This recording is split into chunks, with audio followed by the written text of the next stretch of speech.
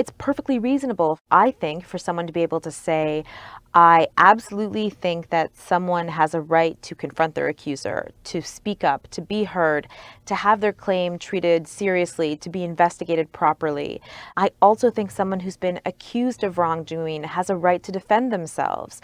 They have a right to due process. Those aren't controversial thoughts. You can think both things at the same time and still be very supportive of Me Too. I'm Michael Tamlin, CEO of the global ebook store Rakuten Kobo. We have a regular procession of authors who visit the Kobo offices. While they're here, I get a chance to learn a bit about their careers, creative process, and their reading and writing lives. And hopefully, you will too. Welcome to Kobo in Conversation. My guest today is Robyn Doolittle. Robyn is one of Canada's foremost investigative journalists, working first at the Toronto Star and now at the Globe and Mail on stories that have shaken political foundations in Toronto across the country. We're especially happy to have Robyn with us today because she was the very first winner of the Kobo Emerging Writer Prize for nonfiction for her book Crazytown, about Toronto's narcotically enhanced mayor Rob Ford. As we do here at Kobo in Conversation, I'll be asking her about her reading and writing life, the books that she read as she was becoming a reader and a writer, and what she was reading while working on her most recent book. And we'll spend most of our time talking about that most recent book, Had It Coming, What's Fair in the Age of Me Too. Robyn Doolittle, welcome to Kobo. Thanks for having me.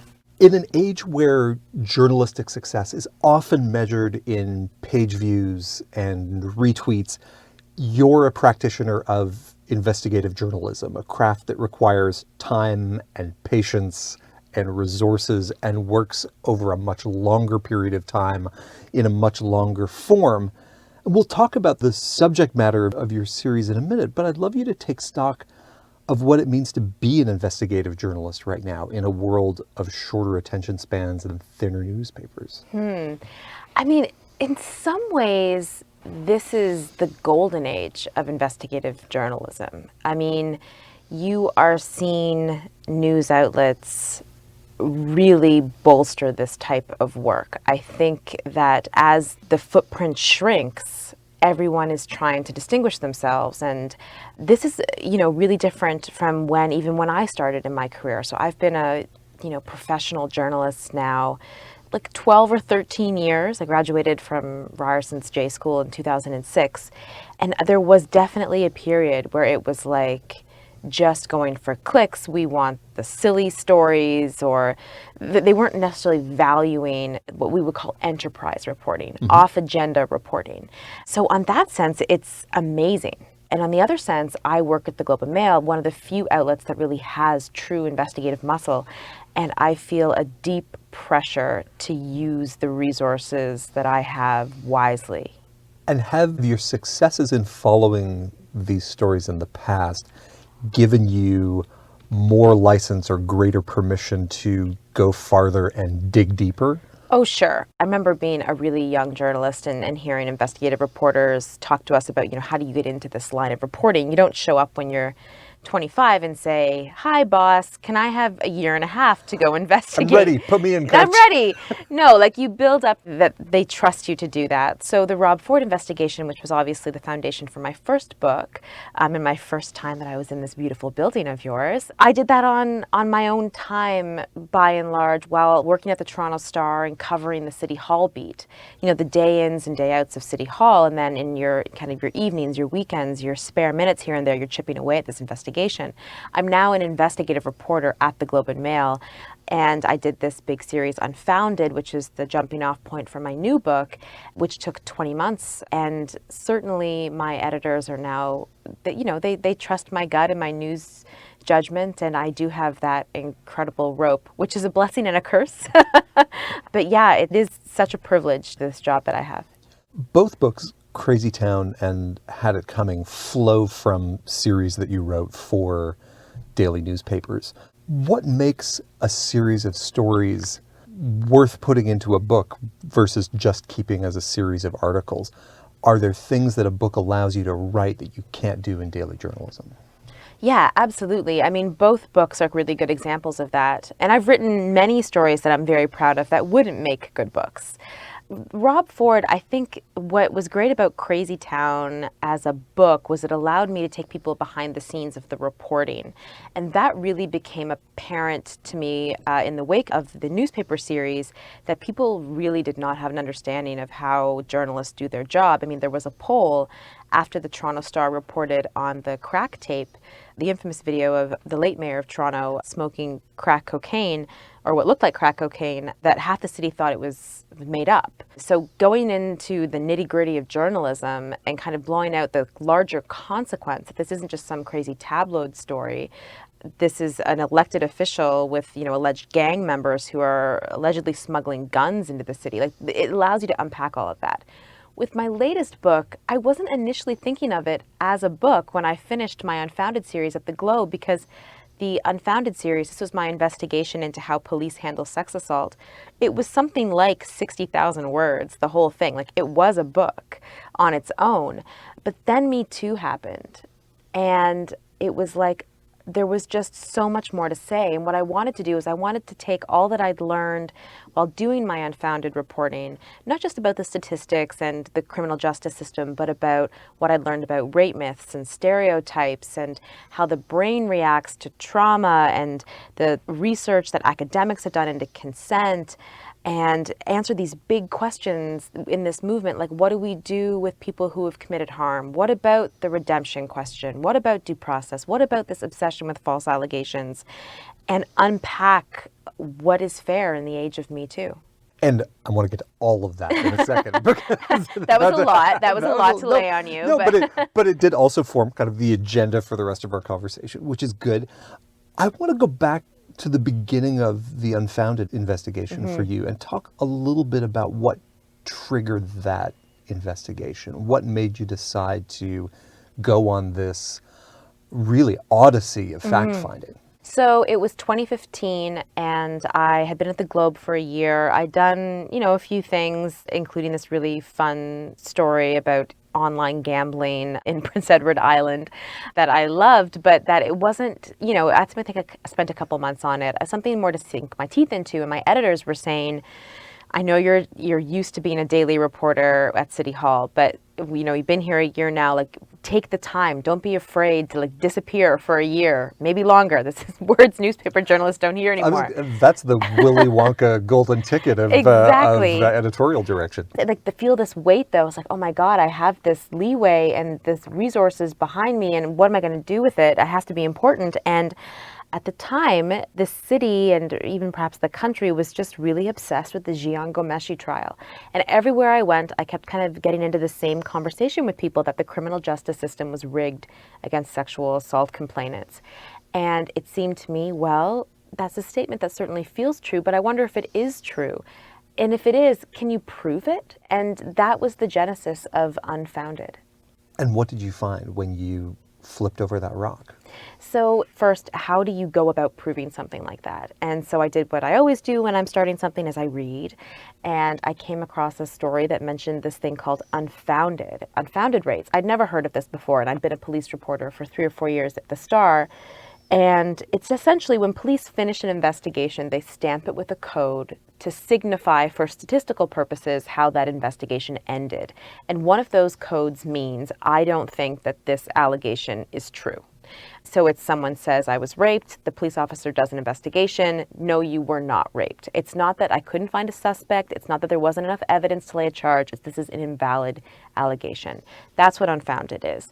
And this seems like, oh, this is a great way to quantify this question. And so we collected Unfounded stats because they're not public. You have to do them individually from 873 police jurisdictions in this country for sexual assault as well as physical assault.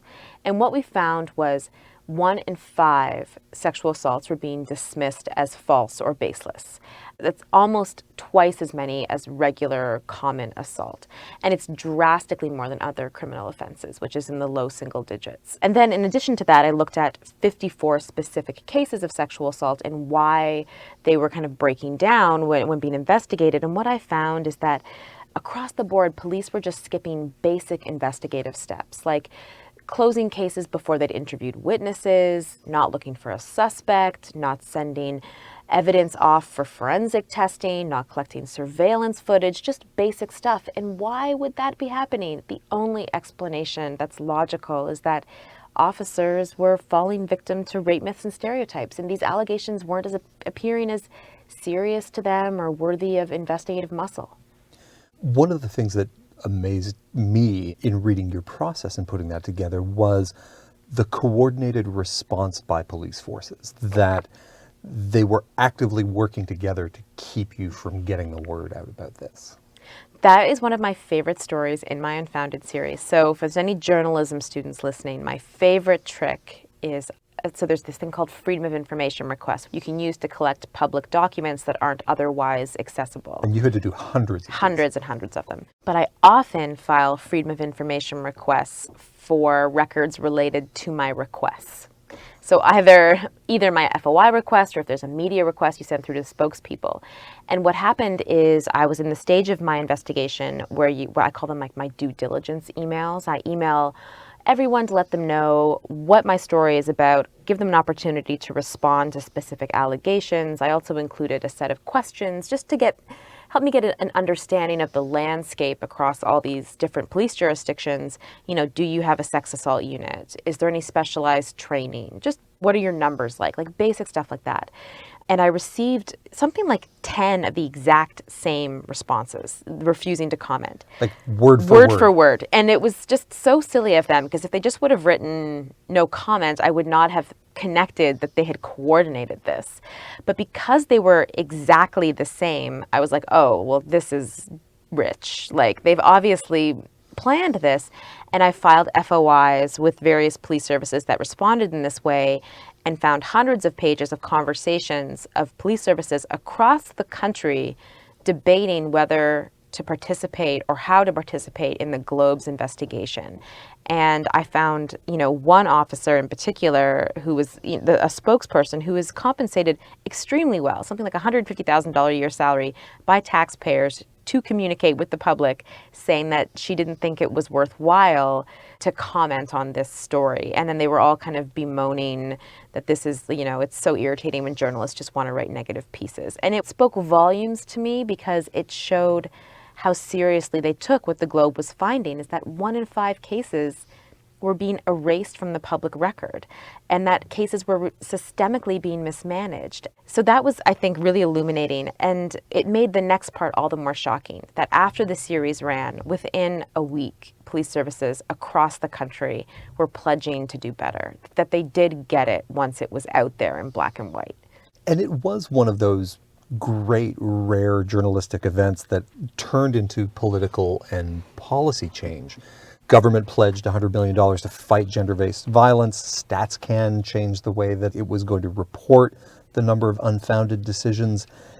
Is that the kind of response that a journalist lives for and hopes for when they write something like this? Oh yeah, if I retire and this is the most important story I've ever done, I will be very proud. Like, this was a unicorn story, but it partly speaks to, though, like what I get into in my book, that the culture was primed for this. If my Unfounded Investigation had landed 10 years ago, I'm not sure there would have been as much change, because, and this is one of the things I really try to explore in the book, is sometimes we fall into this trap of talking about Me Too like it dropped out of the sky in October 2017 with Harvey Weinstein.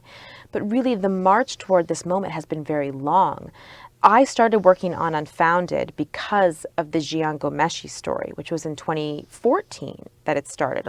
And it started within a week or two of the Bill Cosby scandal unfolding. So the culture was primed for this moment and was ready to demand action. And that's really, I think, what happened here with Unfounded. I got that the investigation came together perfectly as a piece of journalism, and it landed at a time when the public was ready for it.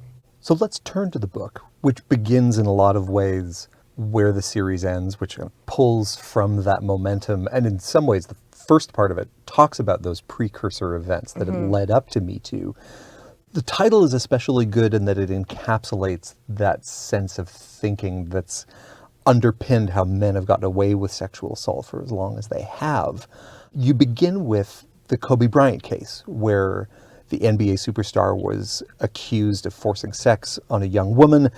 And you confront your own initial reactions to that story, that feeling of, well, what did she expect going into his hotel room? For you, where did that notion come from? That idea that the victim should have done a better job of taking care of herself? Yeah, I spend so much of the book asking people to think about rape myths and stereotypes and to confront their own misconceptions that they may not even realize that they have. And so I felt the only fair place to start this book was by dealing with my own and something that I wasn't even necessarily aware of. And that's what's so scary about rape culture, is that it's so woven into the way that we live that we don't see it. So with Kobe Bryant, as you mentioned, this is the famous basketball player who was accused of raping a 19-year-old in a hotel room in Colorado in 2003. And I came across this case again when I was researching this book, and I remembered hearing about it. I was 18 at the time, and I remembered thinking, oh, like, what did that girl think going to a hotel room with an NBA player at night? Like, I wasn't even necessarily thinking she was making it up. I was blaming her in some way. And why was that my reaction? This girl was practically my age, and she worked at a hotel. I worked at a hotel in high school. She was criticized for a variety of reasons in the media, including that she'd taken this photo with her friends at prom where she hiked her skirt up to show a garter belt. My friends and I had taken that exact same photo, yet I felt no connection with this woman. I viewed myself as very separate, like, I'm not one of those girls. And why was that my reaction? There was a whole bunch of really problematic things with that case, including the fact that there was a lot of credible physical evidence, including blood on Kobe Bryant's shirt afterwards, that pointed to the fact that this was a very credible allegation. And yet she was just ripped apart in the media. The headline in the Los Angeles Times was something like, Kobe Bryant's accuser is an emotional party girl. Very problematic stuff. And that is what rape culture is. And in a lot of ways, the book is an exploration of the different concepts that underpin those rape myths and rape culture, blaming the victims, slut-shaming, the tendency to believe the perpetrator or at least want his life not to be impacted. And yet one of the things that you share at the very beginning of the book is that all of these things are going on and this culture exists. And we have a kind of a general tendency to say, well, if we made the laws better, we could probably fix that. And you highlight that, at least in Canada, laws aren't the problem. Yeah, this is something that really surprised me when I started to learn about this area. Canada has some of the best laws in the entire world when it comes to protecting sexual assault complainants and strengthening the ability of a Crown prosecutor to take these cases on. We have laws where, it's an affirmative consent standard. It's not about saying no. It's about indicating yes. So someone doesn't need to say no for it to be sexual assault. We have case law that demands that if a complainant doesn't report right away, they should not be treated with suspicion. If a complainant doesn't scream for help or, fight back, she should not be treated with suspicion. She or he should not be treated with suspicion. We have laws that prevent someone's sexual history from being, willy-nilly brought up in court. And this is to get away from that rape myth that, well, if someone's had sex before, they're more likely to have sex again. These are all these types of laws that really strengthen the case. But the problem is that they're not being enforced. And why is that? That's these rape myths and stereotypes. If you have these biases inside of you, whether you're a police officer, the gatekeeper of the justice system, or a judge or a jury, the laws are useless. Jian Ghomeshi figures prominently at the beginning of the book as one of the first pushes in the avalanche of Me Too. He calls himself the Me Too pioneer. And you describe that trial kind of in terms of right problem, wrong case. So why was that so unsatisfying for everyone who was watching those events and hoping that this would be the match that would light the fire? I come to Jian Ghomeshi a few times in the book because it is so pivotal, especially in Canada. This was the first real signs of this cultural reckoning. And it really felt at the time like everyone was saying, okay, if Jian Ghomeshi is found guilty, then the system works. And if he's let off, then it needs to be blown up. And it almost like didn't matter the facts of the case or how that played out, because the reality is, and this is a controversial statement for some, but he should not have been found guilty based on how that trial went down. The trial was a train wreck. In fact, we don't want to live in a country where Jian Ghomeshi is found guilty based on how that trial unfolded. I interview one of the women, the complainants, and she understands that it was a disaster. And it more, I think, just underpinned this bigger problem when we're talking about these issues, this obsession we have with the justice system. The laws are good. The courts are what they are. They're never going to be perfect. If we obsess about dealing with the issues that have come up with Me Too in purely the legal sense, we're not going to get anywhere. That's where we really need to shift, and where I argue we shift to focusing on the ethical and the moral behavior. One of the cases I deal with in the book and write about is Aziz Ansari, the comedian who was accused of basically badgering a woman to do various sexual acts when she didn't really want to. She didn't say anything explicit, but she was kind of sending him nonverbal cues or signals. Some people have debated this as this is a sexual assault. And it seems like with Me Too, we're moving from a legal world, which is very binary, sexual assault or nothing, to Guilty, innocent. Yeah, that's right. Yeah. To a spectrum that includes or tries to encompass power dynamics, feeling uncomfortable, verbal versus nonverbal cues, all wrapped up in the idea of consent. Can you tell me a bit about how this is evolving, how that conversation is evolving outside of the legal system, with Me Too as kind of an accelerator to push it forward? Well, I think it's not evolving. I mean, I want it to, and that's certainly what I try to do in the book, but I think we're not doing it enough. Like, I think still when we talk about consent, it's very limited to what that kind of black and white, this crosses the line into illegal and this doesn't. And, it's no means no. That's all you need to know about consent. And one of my favorite chapters in the book is about the consent question, because what I found is that actually consent is very complicated. We talk about it as purely a verbal transaction, but people don't negotiate sex that way. They do it through body language. And yet that's how we talk to teenagers about it. That's how we talk to university students. It's purely, make sure she says yes.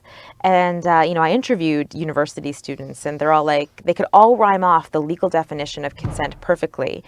But when it actually came to their own sex lives, they said, oh, they would never do that. And what I found, there's a ton of research that shows that people are not good at reading body language. There's research that shows that the brain sees what the brain wants to see. There's research that shows that men are more likely to view a situation as sexual than women. There is research that shows that in polls of university students, one of the most common ways that they indicate that they are willing to have sex with someone is by doing nothing, by letting their clothes be taken off. And I think that this all just kind of creates this perfect storm, especially when you douse it all in alcohol, where there could be confusion.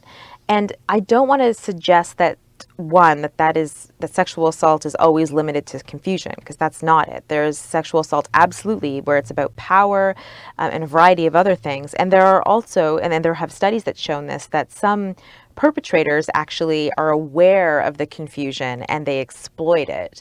So I'm not talking about those cases, but I think that this fits into a broader issue of consent can be very gray, and we want to talk about it in black and white, and we're not having that conversation because it's hard to say maybe this isn't so simple, and because it sounds like you're making excuses for people who want to go out and commit harm, and that's not what it's about. But if we don't have that conversation, it's not going to get better. And it feels like so much of the progress that people are trying to make around this is to get away from, well, I thought she was giving me signals, right? Or she led me on, and therefore I did this. So how do we acknowledge that complexity while not sliding back into the world of kind of unexpressed consent? Yeah, I think so much of it is just like, don't let yourself get caught up in the distractions.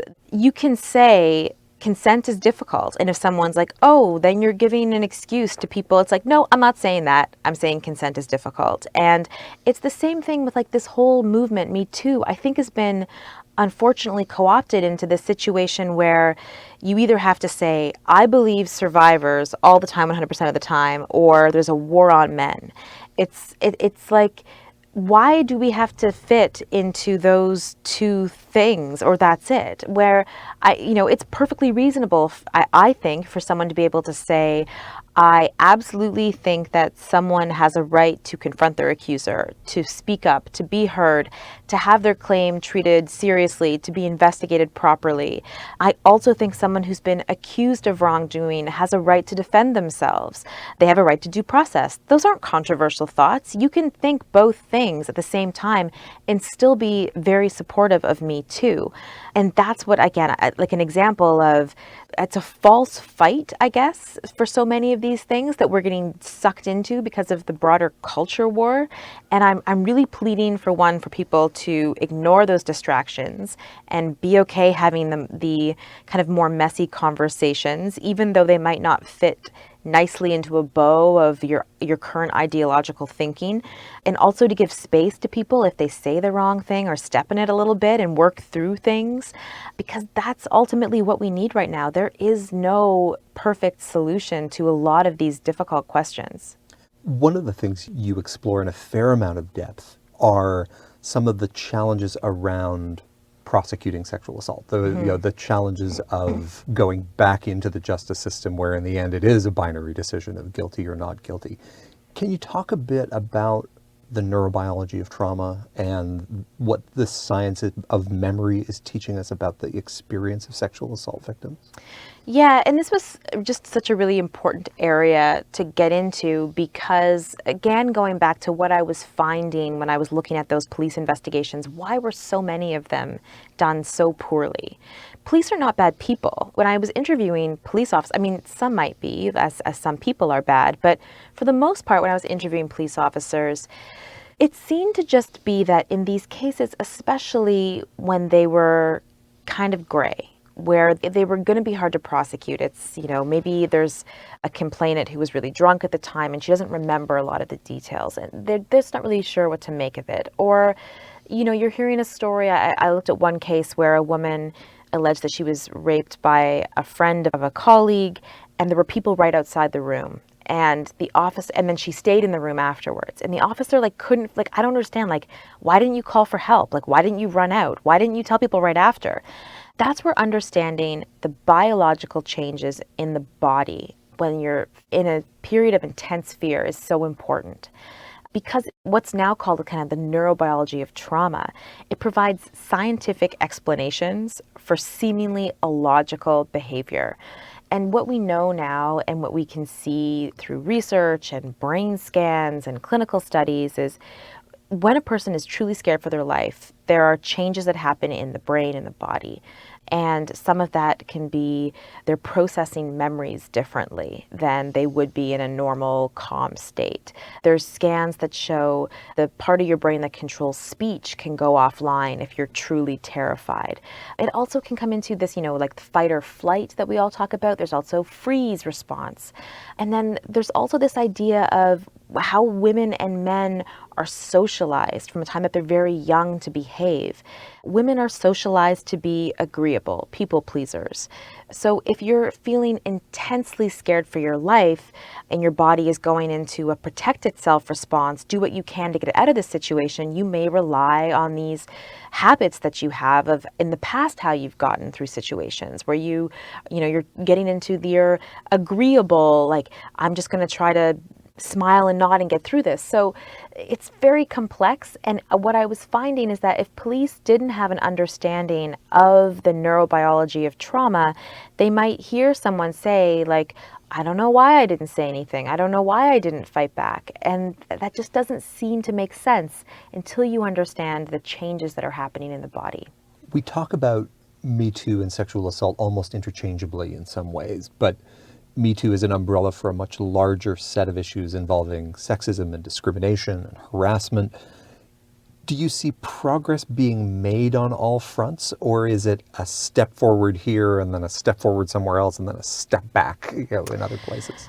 Yeah, man, isn't that the question? There's obviously progress in that we're having this conversation now, and we weren't even a couple of years ago, and that's great. But I do think there's not been a lot of movement. You are seeing greater polarization around these issues. It has become it's totally been co-opted by the broader culture wars and politics. There's been a lot of reporting on men, particularly in, kind of the business sector, saying, well, I'm afraid of being accused of or doing something, so I'm just going to pull back from relationships with female coworkers. I'm going to pull back from mentoring opportunities. I'm going to, not take on female clients or have the door shut in a meeting, which is, that doesn't help women get to equity in the workforce. You're seeing the rate of reporting of sexual harassment and sexual assault go up, which is good because it doesn't mean that there's more of it happening. It just means more of it is being reported. So that's good, but you're not seeing charge rates go up necessarily. I think the biggest thing is this backlash that's happened. That's the most concerning thing. Like I was talking about earlier, is it seems like everyone's being told to pick a side. And there's all of these really important issues like does someone deserve a second chance if they've done something wrong? That becomes third rail issue of Me Too, like false accusations and due process, redemption. How do you change someone's mind? The generational gap we're seeing even among women, where they can have totally different takes on this. And those are all, individual chapters in the book that I'm trying to unpack all of these issues. I think if you polled the country, are you pro-rape? Are you pro-sexual harassment? People would say no. Almost everyone would say no. Dear God, I would hope so. Yeah. Yeah, I think we can feel reasonably confident. Yeah, but it's where we differ is what crosses the line. And there is no hard and fast rule. We need to talk this out. There's a poll of the workforce that was done of millennial men. And it said it was something like 1 in 4 or 1 in 5 thought it would be okay for you to give a colleague an uninvited shoulder rub, or to have porn at work, or for a boss to kiss an employee's cheek. Like, this is, to me, obviously problematic behavior, and it's men my own age. This is not, like 60-something guys from, the Mad Men era or something. Why is that? Why is that still a pervasive thought, even in younger generations? So that's what we need to sort out, and we need to be okay with having those complicated talks.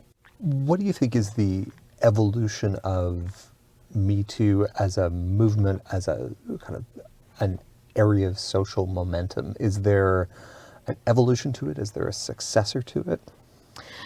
I mean, you mentioned earlier, like, what is Me Too? And Me Too very much started as a way for people to highlight sexual violence that they've experienced, and then kind of extending to broader sexual harassment. And now it's kind of, in some areas, it, for obvious reasons, turned into a conversation about sexism in general, and equality, and equal pay for equal work, women in, elected office, positions of power, just broader the role of the genders in society. And I think we've also seen a broader awakening to some of these issues outside of sexual violence and sexual harassment, to just talk about rights in general and equity rights and the rights of transgendered people and non-binary people, and understanding or starting to understand the nuances of how these all play out, and how, you can't talk about Me Too and women without looking at it from an intersectional perspective, and understanding that as great as Me Too may be for certain women, there's no question that racialized women and women who work in precarious work, low-income jobs, are immensely vulnerable and not being heard in this movement. And why is that? So that's a lot that I've just laid out there, other than I think it's a lot, like, in the last couple of years, that, we are suddenly kind of all taking, I would like to think, understanding that there is a world outside of our own little silo And if we really want to be better people and more empathetic people and have a better world, we need to be okay kind of stepping into areas that maybe we're not comfortable talking about because we're afraid of saying the wrong thing. But this all kind of fits into my broader thesis, I guess, if you will, of like nothing's going to change if we don't try, and we might make mistakes along the way, and that doesn't mean we shouldn't try and seek out people who have, you know, really important stories that can help us understand.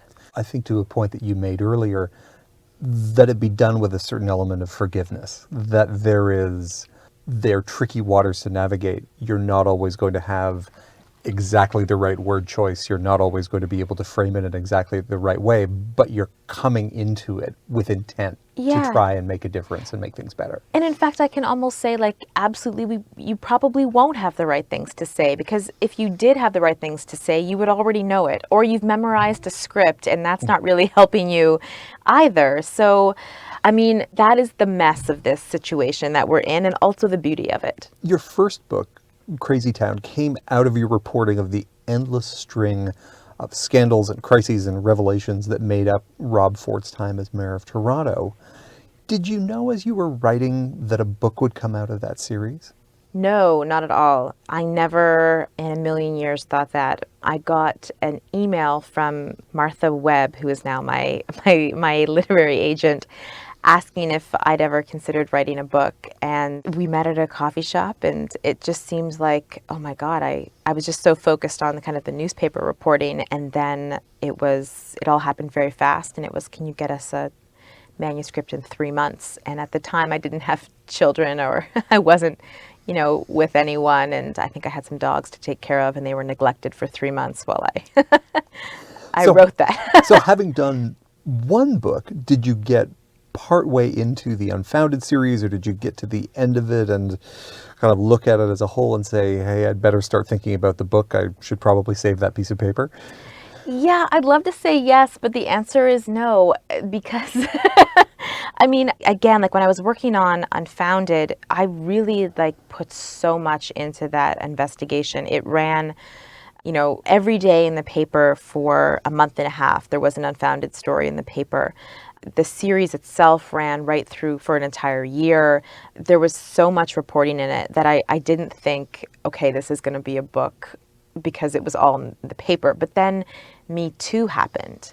And then it added a layer that couldn't be explored, because I was very narrowly focused on police and the justice system. And then a social movement got wrapped around it. Yes, but they were the same issues. Mm-hmm. That was what was interesting. And I wanted to take what I'd learned doing Unfounded and apply it to Me Too. So there's very little of Unfounded in the book, except that I come back to it every now and then as kind of like, this is where I started thinking about this. Or sometimes I think the strength of Unfounded is it took something that people thought to be true, oh, the justice system doesn't give sexual assault complainants a fair shake, and provided empirical data that shows that gut feeling was correct. So there are useful reasons for bringing it up, but no, I was not thinking initially that I should be saving stuff.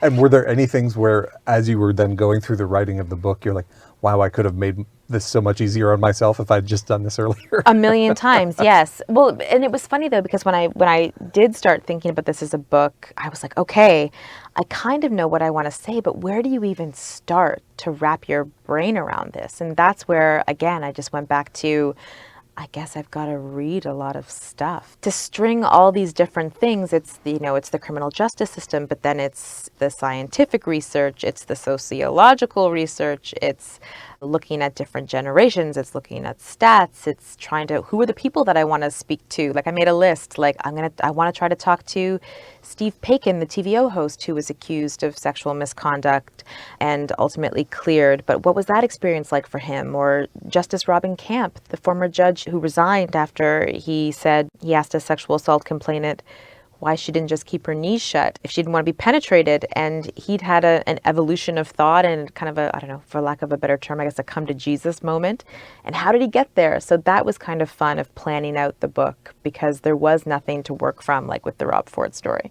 You talk about needing to start reading and start digging into the material around it. What were some of the books that were on your bookshelf or on your desk as you were starting to put together Had It Coming? I read Masula, which was John Krakauer's, Krakauer's, yeah. Krakauer's book on, not dissimilar from Unfounded, but a sexual assault case accusation trial, how that played out, kind of getting into the rape myths and stereotypes of how that investigation was derailed. The Body Keeps the Score was an early book that I read by Bessel van der Kolk. He's a researcher in Boston, very premier in the front of kind of like the neurobiology of trauma and the brain. And it's an amazing book on how trauma impacts victim behavior and their ability to recount afterwards. And then the big one that I kept coming back to over and over again in my reporting, that so many of the books that I read referred to, was Against Our Will by Susan Brown Miller, first published in 1975. It was the first book on rape. And until, the first big book on rape. And until Against Our Will, women were not talking about sexual violence as something that's mainstream. This was not out in the open, and it's hard to imagine that being the case, but it was. When you started to look at writing books, at making that transition, temporary or not, from day-to-day journalist to someone who's working in that longer form of a book, who were the examples that you were pulling from? And what were the books that you were looking at to get your head around that form? There's so many. I guess I'll highlight, Angler by Barton Gellman. I remember reading that. It's a profile of Dick Cheney. And I read that years ago and before Crazytown. And it was so powerful to me because it was, largely through sourcing, right? And it's a book about like the person who was really in power during the Bush presidency and what that actually looked like in the White House and in day-to-day operations and how he was kind of pulling those levers of power. And it asked the reader to trust the writer so much because so much of it was based on anonymous sourcing. But the footnotes are what I remember the most because they're meticulous. They're like, met with person at this time, on this day, and highlighted what he knew and how he knew it. And it was just so compelling, I thought. And I use that in Crazytown, but also in my general reporting of and this is, I think, a new trend in journalism, frankly. It's, you want to have impeccable sources. You also want to be really upfront with readers what you don't know and the limitations of your sourcing. It's all about transparency. And I think that book I've always remembered as just being this wonderful example.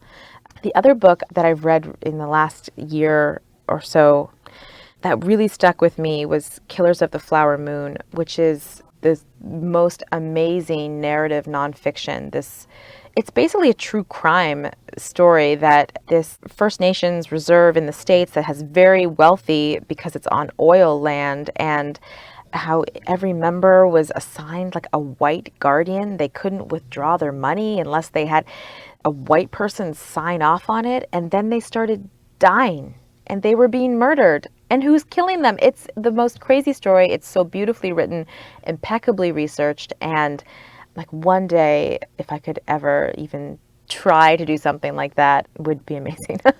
And you're one of the many people who've come onto this podcast who call out Stephen King's On Writing as a resource that they draw from. What did you pull from Stephen King? On Writing is a book I reread every couple of years. What I love about Stephen King in general, but also On Writing, is there's no secret. It's like you just got to sit down and do it, and don't get over yourself, I guess. He basically, I think he has this line in it that's something like, he knows he's not like Hemingway or like he's never going to reach that, but he's good, right? Mm-hmm. And I think that's something that I tell journalism students all the time is you can feel paralyzed, like I don't have the royal jelly here or the brilliance. Only, spectacularly brilliant people can ever write. And that's not true. A lot of it's just getting down and doing it, not being pretentious, write the way you talk. I think he writes about, a lot of his ideas are, what would happen if a kid had psychic abilities in a haunted hotel? And then let the story tell itself. Just give it a try, start writing. And I think that that is really liberating.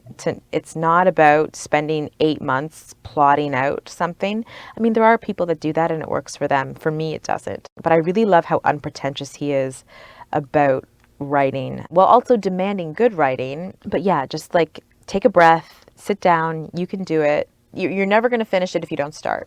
And he's always, to me, seemed like in word and deed, the personification of don't let the great be the enemy of the good. Yes, yes. And yet that has allowed him to become great. The best. Yeah. Yes. So let's go all the way back to the beginning and tell me about the formative books of your childhood. Well, this is a question I think about a lot right now because I have 2 little girls. Yes. And I can't wait for them.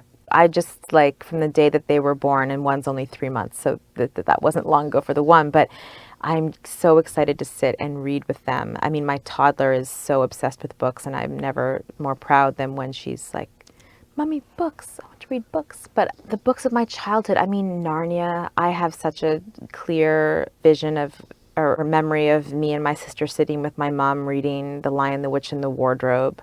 I loved Roald Dahl. I loved Matilda and the witches and the twits, partly because the stories are so amazing, but also the illustrations by Quentin Blake. I love them. I still have them all. The Harry Potter books I came to in kind of around, I'd say, grade 7 or 8 for me. And what was fun is it really made me hold on to my childhood like that much longer.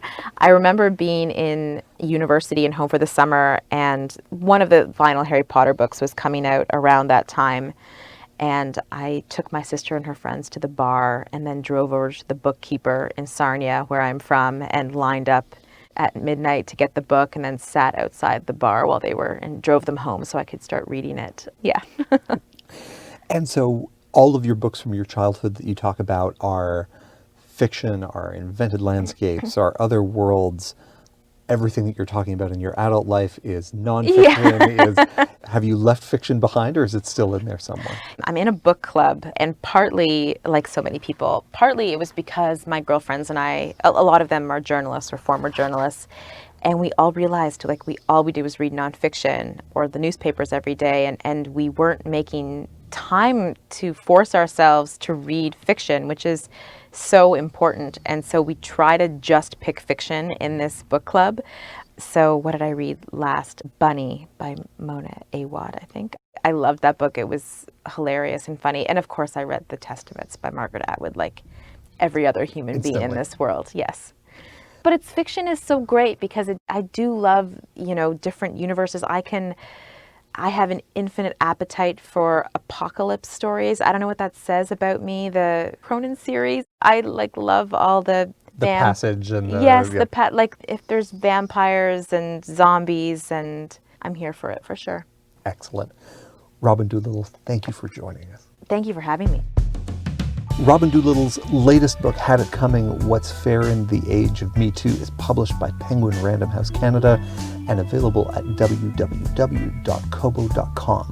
You can get links to all the books mentioned in this episode and find previous episodes as well at www.kobo.com/conversation. Be sure to give us a rating and a review so people can find out how great this is, and check out our sibling podcast, Kobo Writing Life, all about the nuts and bolts of making it as an independent author. Thank you for listening.